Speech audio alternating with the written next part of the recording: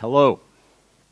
My name is Tim Berglund, and this is my second time at DevOps Poland. I was here last year, and my third talk today. So anyway, I am delighted that you're with me.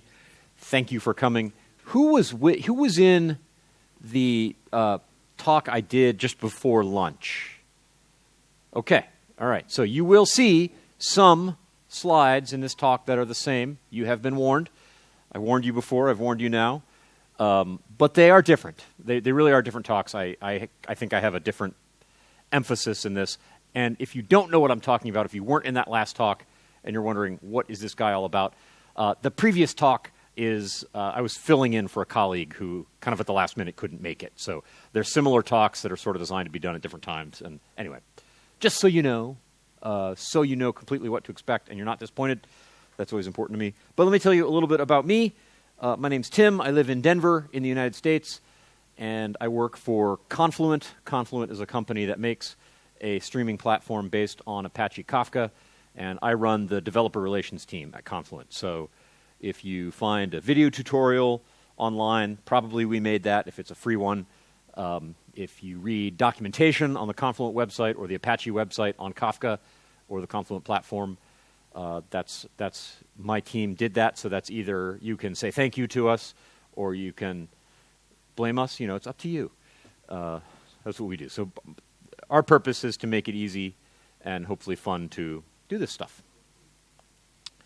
Now today we are going to talk about microservices and microservices in the context of event-driven systems. And all of this is kind of going to revolve around Kafka in an unsurprising way.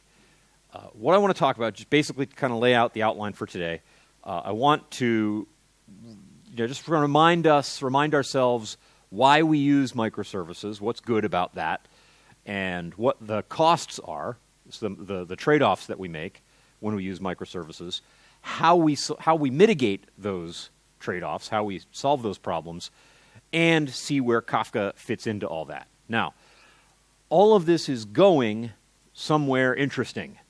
And I won't spoil that surprise for you. We'll kind of get there at the end. But once you decide to go all in on microservices, and once you decide to integrate your microservices through Kafka, you end up doing architecturally a very, very interesting thing, and I think a good thing.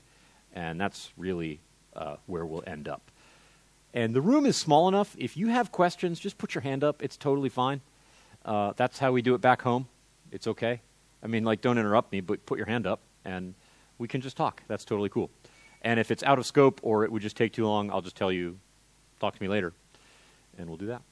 So there you go. Now,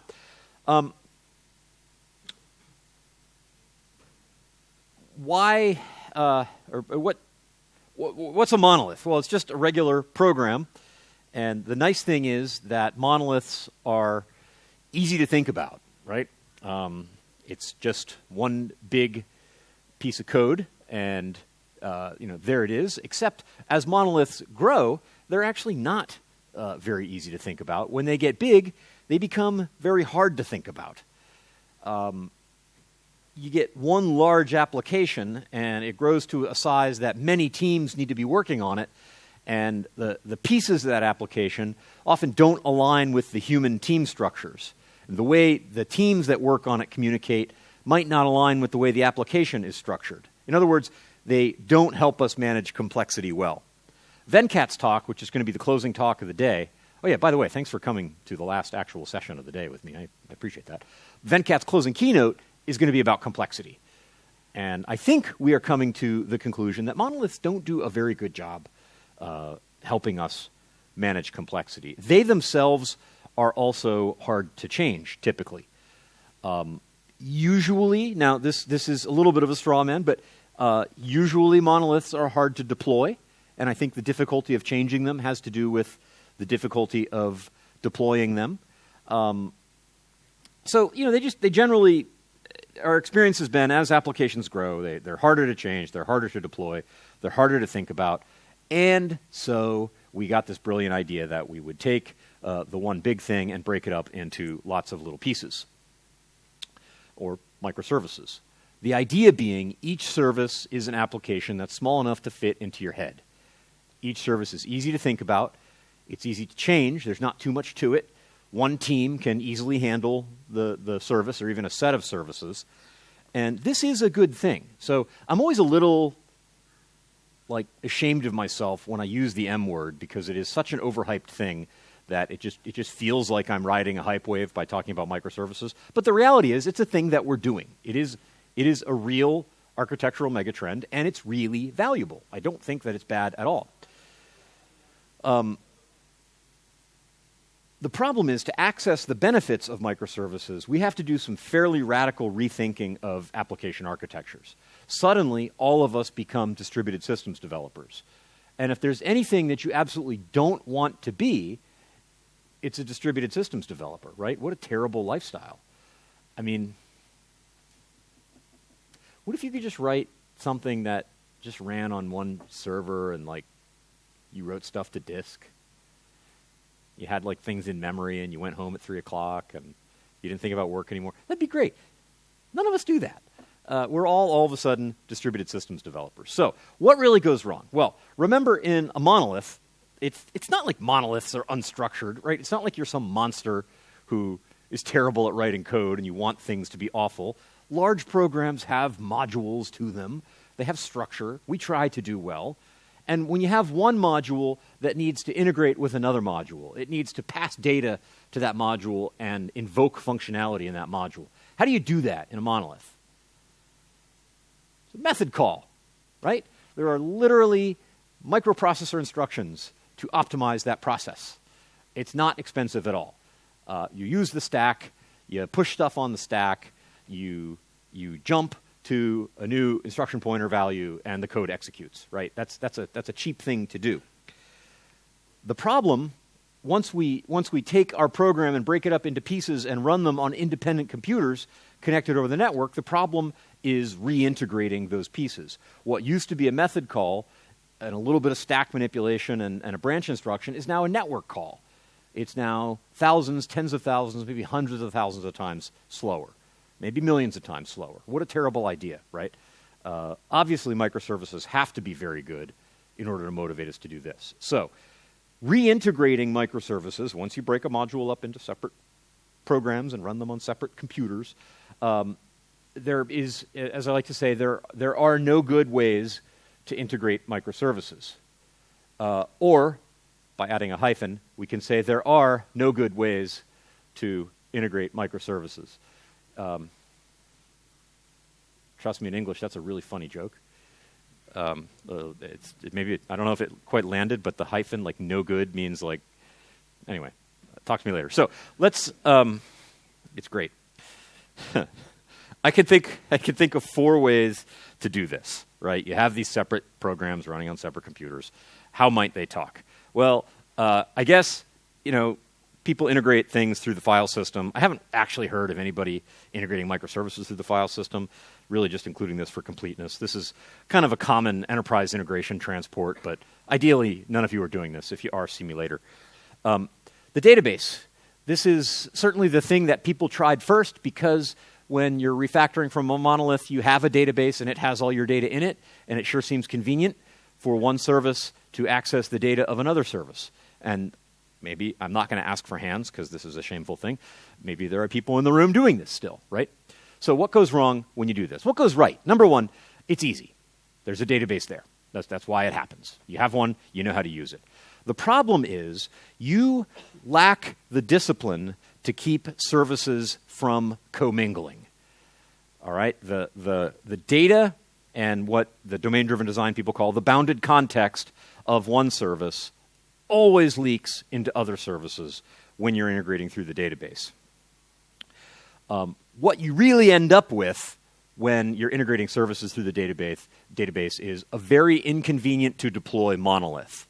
Typically what happens is to version one service, you probably have to version many or all of the other services and also deploy them all when you deploy a change to one. That's a common thing that emerges. So you have a monolith whose deployment process is terrible. In other words, all of the downsides of microservices and none of the advantages because you picked the easy way out. Now, databases are not somehow bad. They didn't become bad. As we'll see, they're 100% appropriate to use inside a service boundary, right? So if there's a service and it has some rich data access things that it needs to do, it's totally fine for that service to completely own, say, a little relational database or even a big relational database. And I'll paint a more detailed picture of that as the talk proceeds. But I'm not trying to banish databases. This is not trash talk. This is just saying that they are not for negotiating change between services or sharing data or sharing events or anything like that. It's pretty well established at this point that you fail at microservices by integrating through the database. So please don't. Now, REST, or we might say more generally, I suppose, RPC, pretty much at this point everybody is still using REST for this. What happens here? Well, this avoids the problems of database integration because now all of the data that I need to go from one service to another, I have a copy of it. It's not some shared mutable thing lying around somewhere, but I say, here is all my stuff. I'm going to serialize it and pass it to you. You get the event indication, and you get the data. And so that's a good thing. That solves some problems. Also, given what I'll call imperative programming sensibilities, this feels very natural. It feels like a function call. And in typical imperative code, I'll do this kind of thing. I'll say step, step, step, function call, get result. And this just goes with the flow there. I don't have to do much rethinking of the way I write code. Now, an RPC call across the network is going to be a very slow method call, but that's fine. I can't feel a thing. It just looks like a method call because my API wraps it nicely, and it just goes with the flow. Also, if you are dealing with a request-response kind of thing, like a web application where somebody submits a form or posts to an endpoint and they expect some blob of JSON to come back or a whole rendered HTML page, that request-response paradigm, again, we're going with the flow of that. So this RPC-based service integration feels right? There's very little rethinking that I have to do here. So what goes wrong? And by the way, I don't want to straw man this either. People succeed through RPC-based microservices integration. How do I know? Because I've talked to them. And there are systems that work this way. It's a little tricky because you can get cascading failures. If you're making synchronous network calls to get work done and some service down the line fails, like I don't know when I call a service how many other services it needs to call, and I have a certain brittleness now because there could be some call stack effectively happening there of greater than one, depth greater than one, and any service down the line that breaks is going to cause all these guys to break as well. So I have this cascading failure problem, and there are ways to mitigate that, but you have to mitigate that. Here's the thing, though. With a system like this, I still have to debug the system. I've got all these services, they're calling each other, they're operating asynchronously, my life is great, people are deploying them and versioning them without each other even knowing. It's like living in a Star Trek episode, and I still have to debug it occasionally, though. It's not perfect. I have to know what's going on. And how would you debug a system like this? What is it that you do? Well, you build a log. You have to build a log, a central log, and carry some kind of request context across and group messages together so you can create a shared narrative of a particular business request or business operation. To which I say, thinking face emoji, that's suspicious that a log emerges. When I picked something that wasn't a log to get all my services talking, I ended up having to build a log anyway to be able to understand how the service works, or how the system works. Well, okay, so we got file system, not really credible. Database, please don't do it. RPC, okay, maybe. Now let's talk about events. I mean, you always put the thing that you want last. So here's probably the good answer. And look at that. The question mark changed to a period. So clearly I mean this. Let's just step back and define what an event is. An event, I'll use this one-liner here, is a shared narrative describing the evolution of the business over time. It's a thing that happens that combines the happeningness the notification of a point in time thing happening with also the state about that thing. So there's state transfer and there's notification. Both of those things are entailed in an event. Also important, and this is kind of just a life fact anyway, events are immutable, right? You get angry, you say those words, you can't take the words back. You've said them. The event is immutable. It's there, locked in time. Nothing you can do except maybe create a compensating action. You can say new words, right? You can create a new event, but you can't undo that thing you did. And that's true of any of the events that we process in software as well. These properties, the combination of state transfer and notification and immutability, combine to make a pretty compelling solution to the microservices integration problem. And there's certainly more than one system for managing those events, for building your microservices estate on top of. I'm going to talk about Kafka because that's what I do. And I actually think Kafka is probably all told the best way to do this for a variety of reasons. Because really Kafka is not just that log. It's not just that event log. It is, at its core, the most basic inner part of Kafka, the most primordial part of Kafka that it was before it was anything else, is an event log. And if you need to describe Kafka in a single sentence, you could call it a distributed event log. But it's more than that. It's a platform also. And once you get started using a system like this, there are these other things that you're going to need. And either you'll get them because they're in the platform and a community has developed them for you, or you will develop a buggy partial version of them because you don't have enough time to build the full thing, but you need something, and we don't want that. So kind of for community reasons and for platform reasons, it's probably the right way to go. Now, let me just fill in the pieces here with, give you a little description of what these things are. Let's start with the innermost component, the log itself. So that log really is a log, right? When you put a message into it, you write it to the end. It is immutable. You don't change the messages that you've written before. And these messages hang around in Kafka. Kafka will store these forever if you want it to. It's configurable how long data lives in Kafka. It's interesting. There was I always talk about the Confluent blog a lot because that's my team publishes the blog, so I see those posts far too much. Let me tell you, I see a lot of blog posts. It's painful, but there was a blog post about a year ago. It was I think it was late last June about storing data in Kafka. It was written by the CEO. Something like, "It's okay to store data in Kafka." You know, there's a gauntlet thrown down for you, and it made it to the front page of Hacker News. Oddly, it didn't really seem like super trolly front pagey kind of Hacker News material, but it made it there. And there was all this discussion. And normally, just as sort of a policy in my life, I try not to read the comments on Hacker News because, I don't know, I mean, you get to a certain age where you become aware that you're going to die someday. And, you don't want the days that you have left to be spent in a certain way. So I don't read a lot of comments on Hacker News. But my boss slacked me. It was 8 o'clock at night, and she does that. She doesn't care. And she said, "Hey, there's an interesting discussion going on Hacker News about this data storage and Kafka thing. Could you get in there?" And I got in there. It was really interesting. The discussion was basically, well, you can't store data in Kafka. It's a queue.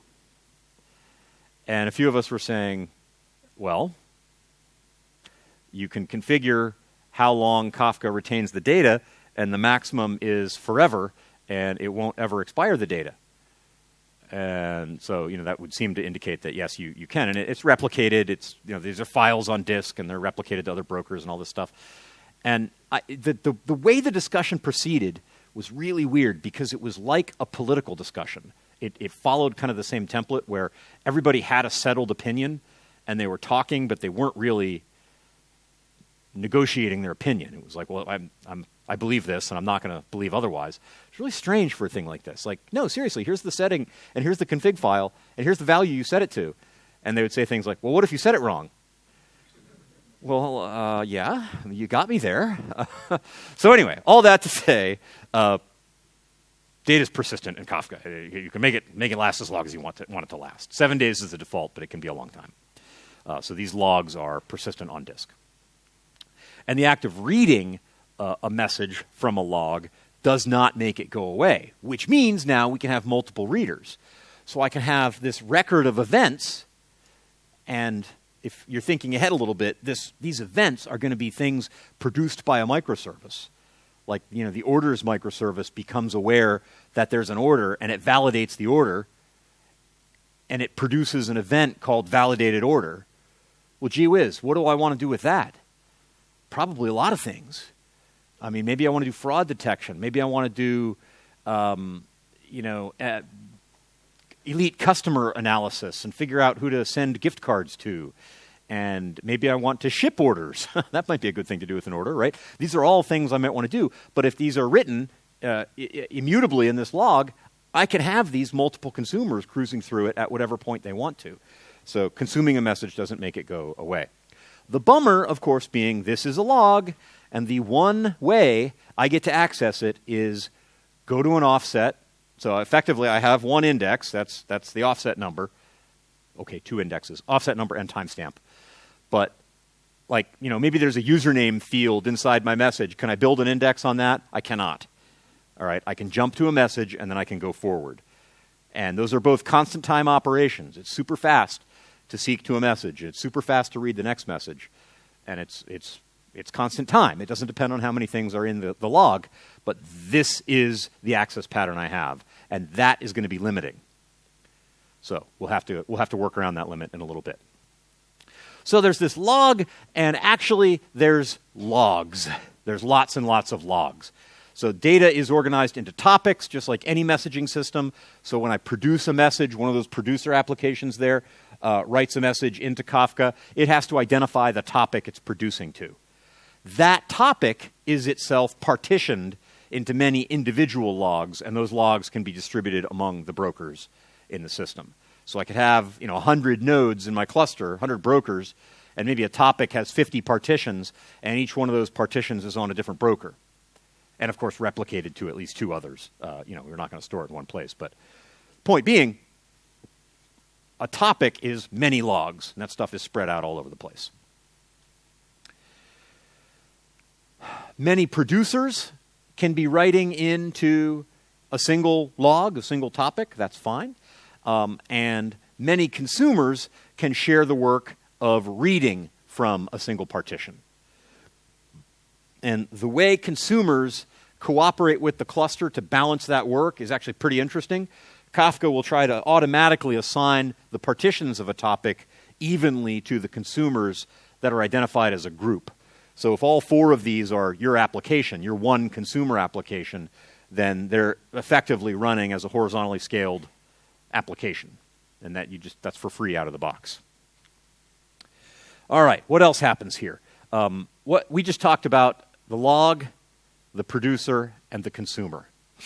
But we've got these connectors. So here's a thing that would happen. If you just took Kafka and ran with it and built stuff, you'd realize, hey, I've got this legacy relational database I need to read from. That's fine. I'll just use JDBC, and here's this select. And, okay, here's the current ID, the last ID I've seen. I'll keep track of that.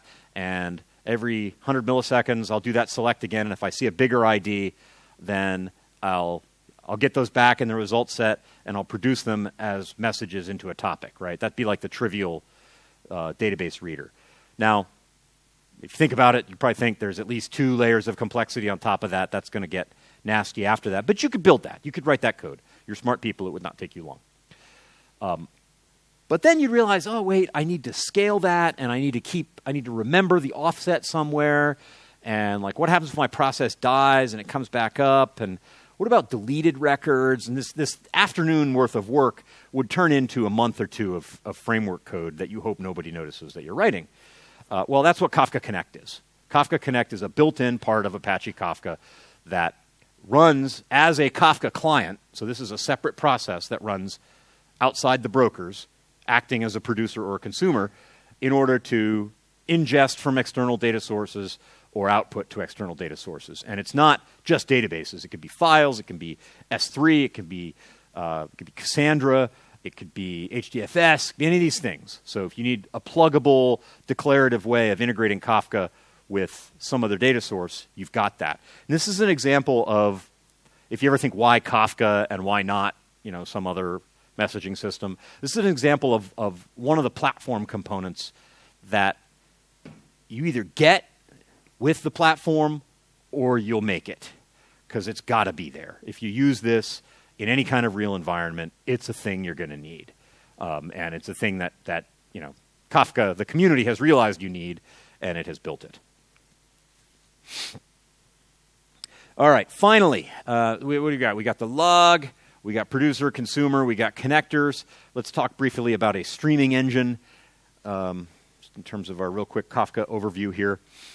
Once you have data in topics, you can write consumers that get messages back and imperatively process them, and that's totally cool. But again, there's stuff that you're going to build. You're going to realize I have to group by key and average, and I have to join one stream with another, and all these things are going to come up.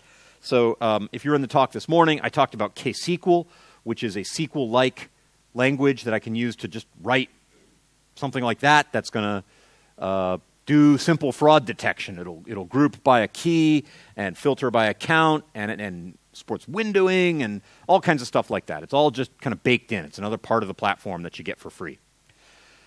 There's also a Java API that does the same stuff. This is Kafka Streams.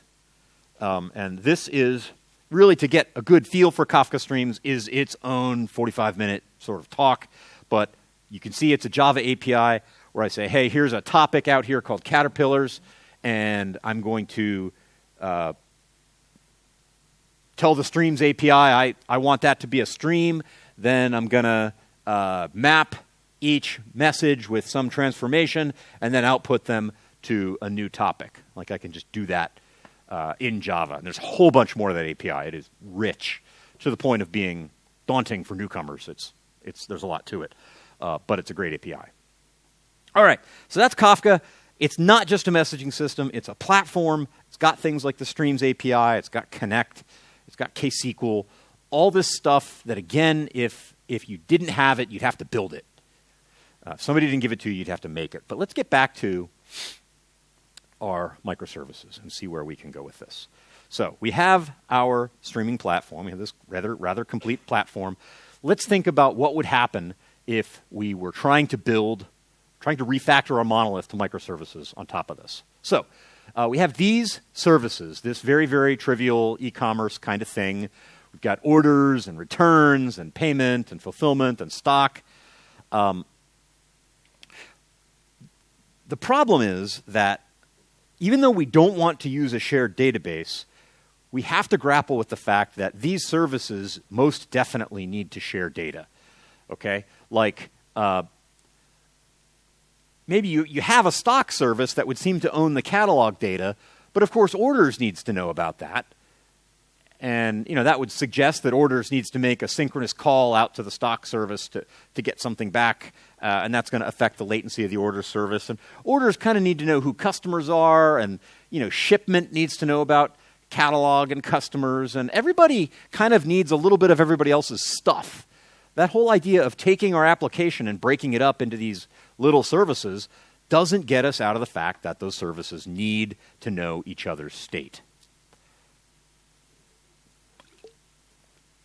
Now, Kafka is going to work as a messaging backbone, or sometimes I say a messaging substrate, that all of our services hang off of. The architecture diagram will look something like that by the time we're done. And finally, I want to bring back to your memory, I said something before about events having two aspects. They are notification and they are state transfer. They are both things. So let's walk through an example. Let's buy an iPad. Now this is my RPC-based microservices integration. I have a web server that sends some kind of order request. Maybe it's a piece of JSON. Maybe it's an actual form request, whatever it is. And the order service gets that. So order service has some sort of HTTP, is listening on some port probably 80 or 443, for this thing, becomes aware of that, validates the order, and then needs to ship it. So the REST version just makes that synchronous call, and the shipping service gets it. Well, fine, the shipping service has it. It needs customer data, which is owned by the customer service, so it makes its synchronous call, and so on. LEDs are still very warm. It occurs to me, I'm getting very sweaty next to this thing. So it's not, we think they're so low power, and they are, but that's a pretty good space heater. Okay, let's start breaking this apart a little bit. Now, I break that synchronous connection between orders and shipping, and now the orders service says, you know what, I'm going to validate that order and produce a message to a topic called validated orders. And now there's a message in that topic. The shipping service is waiting around for something to do. When does it know there's something to do? When there's a new validated order. So it's subscribed to the validated orders topic. And when that message shows up, it has an event. So now these guys are loosely coupled. If shipping service is down, that's certainly going to have an impact on our customers, but order service doesn't care. It's just producing new validated orders. There's no impact, no runtime impact to order service at all. Certainly business impact. It's not like downtime doesn't matter, but we have a little bit more freedom. So let's break the last connection and see what happens. This actually is a little harder here. When I break the REST call between shipping and customer service, we have to grapple with the fact that customer data needs to be here. And what we do there is we say, all right, fine, customer service, you own the customer data, but when the customer data changes, what you do is you produce a message into a customer data topic. That's like a change log of all the changes to all the customer records. Shipping service is materializing like an internal tabular view of that. It's like it's making a little private customer database inside this bounded context. Why is that okay? Because the source of truth is a change log down here. That topic in Kafka, which is durable forever, that's the new source of truth. Not some database owned here, not some database owned here. There's a topic here. How many other services need that data? Customer service doesn't know and doesn't care. It just has to make sure the change log is properly produced, and anybody who wants can consume it and make their own internal customer table out of it. And you could do that with the Kafka Streams API, the Java API. You can do that with the database of your choice, right? You could have a little process that just consumes, a thread that consumes from that changelog and inserts those changelog entries into a SQLite or a MySQL or a Postgres or whatever. We don't need to know. The people building that service get to choose that. They need to look stuff up. They have a changelog. It's up to them. So same with orders. The sender fundamentally doesn't know who's going to consume the events that they send. So we have a truly decoupled system. The services do work based on whatever outside input they are excited by, and they emit their output, they produce their output into a topic. Whoever wants to consume that topic may consume it. Analytics, like I said, customer MVP programs, shipping, little things like actually fulfilling orders. That seems like a good idea. Stock services might want to be aware of that. Maybe stock services are aware of shipment events or picking events. There's some picking service that we need to build that we haven't even thought about yet. This ecosystem of services is now sort of able to grow. All right, let's do one more and talk about a few other parts of the platform that we can do. So, same kind of idea here. We have an orders service, and it becomes aware of orders through whatever mechanism. That doesn't matter. It validates those orders and produces validated orders to this topic. Now, we have another thing I didn't even mention before, the schema registry, which is another part of the broader Confluent Kafka platform. It's an open source thing. This can help us because you might be thinking, hey, these guys kind of probably have pretty interesting schema in them, and what are we going to do when the format of an order evolves? That's another thing that a lot of companies, before there was a schema registry, bigger Kafka users built their own. Yelp is a good example of that. They were early and sophisticated Kafka adopters. And if you look at their stack, they've built a few things that are now standard parts of the open source platform because they just got there first, before the rest of the community did. So anyway, schema registry is another little component that you might want down there that we're not going into in a whole bunch of detail that will help you evolve the schemas of the things you've got in these topics. So that's always a problem. Now imagine there is, this is kind of the new system. We're refactoring our monolith. We're building these services. We feel good. We're using Kafka just like Tim said we should. And we feel good about ourselves. But this is the legacy inventory database, and we don't get to just change that, right? That's a part of the existing infrastructure. Many other applications rely on it, and it is well and truly a legacy system. You don't get to just go burn it down. That's not how it works. It's out there, and it's going to stay. Well, you would like stock to be in a topic, so you can use Kafka Connect as long as you can read the darn thing. You can use Kafka Connect to produce those stock changes into a stock topic. So now I have an immutable change log that is reflecting the contents and the evolution, the changes of the stock database. So if the orders service needs to validate based on stock, and I've got this in a topic, well, remember, that means I can materialize that view of the stock database within the context of my orders service. How big is stock? What kind of database is that? Is it an in-memory SQLite? Is it a big giant Postgres instance? Is it a Cassandra cluster because things have just gotten totally out of hand? All of those are fine, right? Whatever it could use Mongo. Anything is fine in there. Whatever the persistence mechanism is that I want to use, all I have to do is subscribe to these events and fill that thing up, and I'm good to go. And I can do more things, like the order service can reserve stock based on orders that haven't shipped yet. Maybe it's a partial order that can't ship. I want to set aside a few things. I can create a new topic of of reserved stocks that other services can materialize as they need to.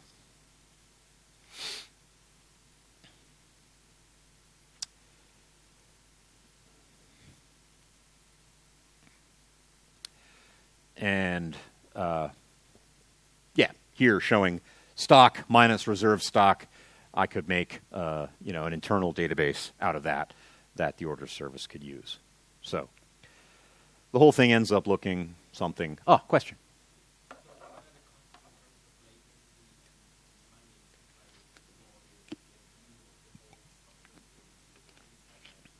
Money. The question was, what are the costs in terms of latency and money? Money's hard to answer because depends on infrastructure, if you're running in the cloud and all that kind of stuff. I am being a little cavalier in my it's okay make copies of things. It's okay to make copies of data, which it is from a correctness standpoint because all these events are immutable. So I certainly can make copies of immutable data and not worry about whether they'll be correct. But it does cost money to move them, costs money to do computation on them, it costs money to store them. So those are all things to consider. And it always bugs me when people say, disk is cheap, because in the cloud that's a cost. So usually a lot of us can calculate how much that stuff costs. So I don't have absolute numbers, obviously, that your mileage is going to vary there.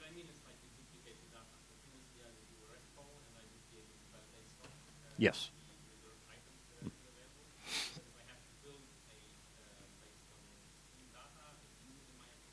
Mm-hmm. Yes. So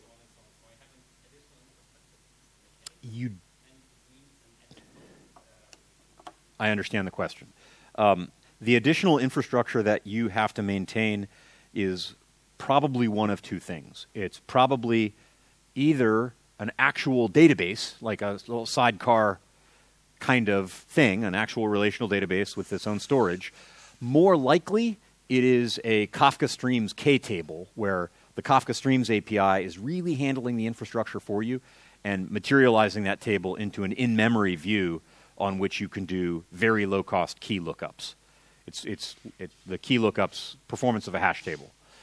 So most of the time, if your lookup is a key lookup and you're writing in Java, you're going to want that to be a Kafka Streams K-table. So latency is much lower than it would have been for a REST call. And if it's a database, latency is still probably lower than a REST call. That your mileage is just going to vary there. I mean, usually on the other end of that REST call, there's a database lookup there too. So it's never going to be worse than that if you're eliminating the network hop. Yes. So that latency is an eventual consistency question, not a request latency question, because the request is satisfied based on what's in the materialized view inside the service, and latency of the small numbers of milliseconds it takes to get that updated in memory is the eventualness of your consistency. All right, so kind of wrapping this up. This is what we've made. We've made an order service. And there are these various other things. We built a fraud service out and order details to look stuff up later on, an inventory service. This kind of ecosystem of things grows up. And they're all integrated through Kafka. We don't have to worry about bounded context leaking. We don't have to worry about consistency problems because or integrity problems because the events are immutable. Now, what have we built? Well, there's nothing like a picture of an onion and some plastic rosemary to help clarify this. I do think that's plastic rosemary, and that bothers me, but that's stock art for you. So I would like to just ask you what a database is. We've been talking on and off about databases, and let's just think, to make it easy, let's think about a relational database and kind of peel the onion on this thing. Okay? So the outer layer of the database is an API, and that API is SQL. You submit SQL queries to the database, and you get some kind of result set or count or something like that back. We all get that, right? And that's the nice thing about SQL is all of us know it, and it's super useful and kind of works, which is why we've had this history of rebuilding data storage technologies and saying at first, we don't need the relational algebra, it's fine. And then about 5 years later, rebuilding the relational algebra on top of the new data storage technology. I mean, we're doing it with Kafka now, so it's fine. SQL is a good thing, right? Peel that layer of the onion off, though. Peel it away. What do we have? We have a data model. We have tables, right? Tables have schema. There are potentially interesting data types in there. There's secondary indexes that I can build on fields or combinations of fields. There's constraints. There's all this cool stuff, right? Apart from the SQL API, that tabular data model is a good thing. It's very useful. It lets me access my data and make assertions about the typing of my data in ways that satisfy my semantics and my runtime requirements. Good thing. Peel that away, and what do I have? Well, some kind of storage engine. Some kind of storage, some sort of update-in-place storage engine. It's going to store indexes on disk. It's going to let me make changes to rows, insert rows, delete rows, and kind of manage storage on the disk, right? That storage engine is going to be there. At this point, we're getting to a level of abstraction that's interesting for if you're a DBA or if you just really want to go deep on your database, but it's harder to use. It would be weird to use this directly, right? Peel this layer away, and what do you have?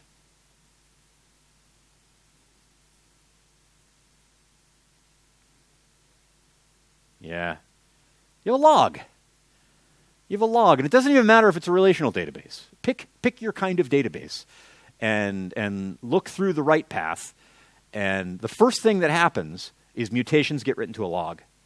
And then what do? Well, then you build up all the other stuff. You build up your tables, and you maintain your indexes, and you do all this other stuff so that some API that you've agreed on, which is SQL, can access the data in an interesting way that conforms to the semantics that you've defined and answers questions in according to the SLA that you need. It runs fast and it makes sense. and it's got this API. It starts with a log, but then the log builds up all this other stuff. All of those other things, the tables, those are all just kind of materialized views of what's in the log. Right? That's really what a database is. And it is not a bad thing. Databases are incredibly good things. If all we had to work with was the log, life would be bad. So we need that stuff. So remember this. This is kind of where we ended up. What are these things, these services here, like fraud and inventory and order details and shipment and all those things? Those are really materialized views of the events in the underlying log that are built up to satisfy the semantics of the people asking the questions and be able to return results in ways that satisfy the SLAs that we've defined. Sounds like I just said that, right? In a sense, you are not really writing microservices. What you're really doing is you're building an inside-out database.